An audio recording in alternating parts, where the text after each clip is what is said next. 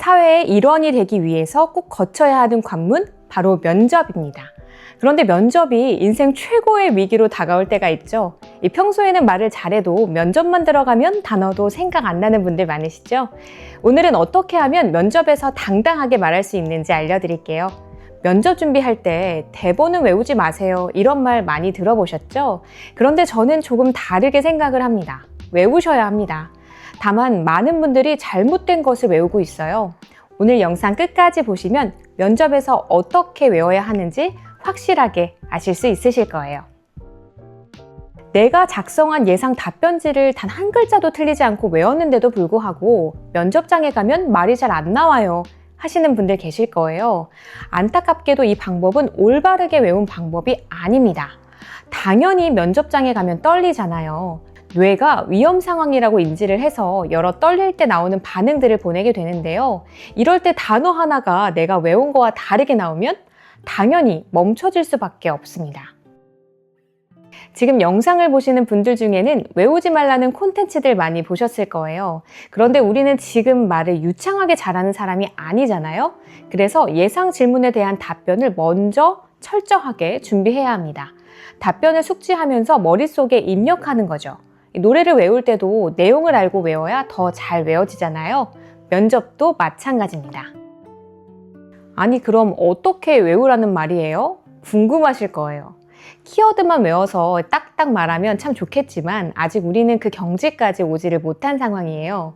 또 면접을 아주 장시간에 걸쳐서 준비하는 게 아니고 단시간에 준비해서 면접 때 떨지 않고 나의 모든 것을 발휘해야 하잖아요.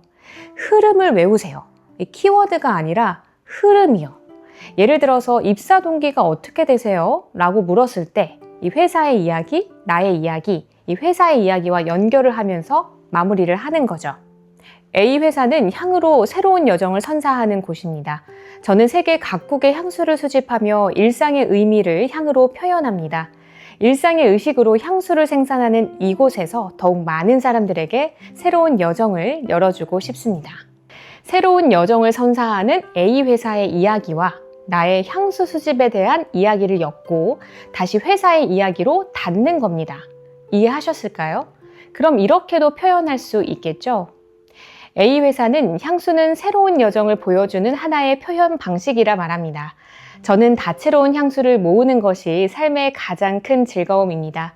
이처럼 향을 통해 새로운 여정을 여는 곳에서 제 즐거움을 담아 일하고 싶어 지원하게 됐습니다.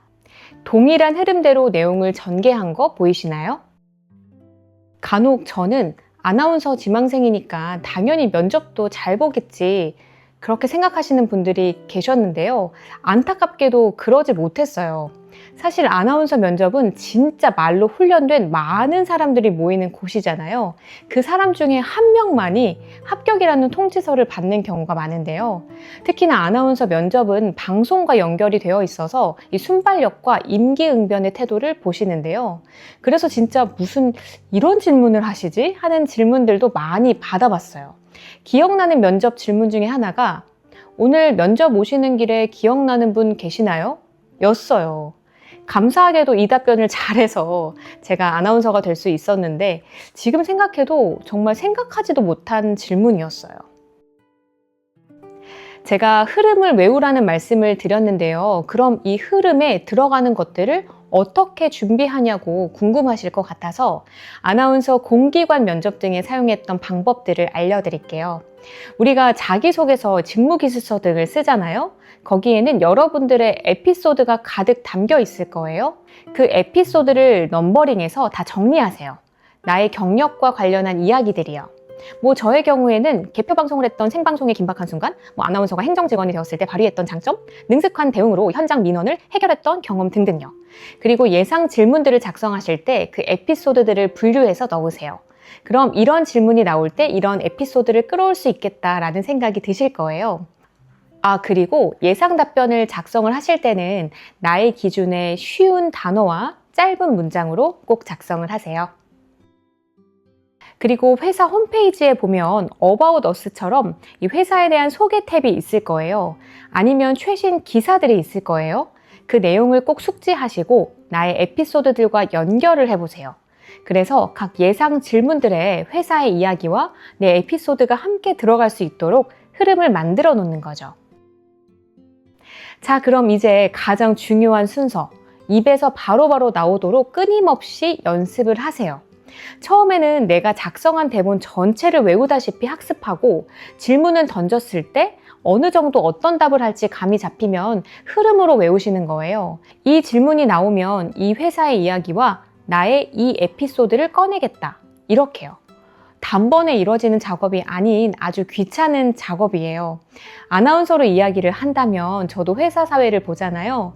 큐카드라는 컨닝 페이퍼가 있지만 처음엔 행사명을 말씀드리고 오신 관객분들을 환영하고 행사 세부 내용을 말씀드리고 의미를 또 말하고 첫 스테이지를 소개하고 박수를 유도하고 이렇게 흐름을 짜고 그 속에서 계속 연습을 하는 거죠. 이제 모의 면접을 셀프로 해보는 겁니다. 카메라를 켜시고 혼자 질문 던지고 혼자 답변을 해보는 거죠.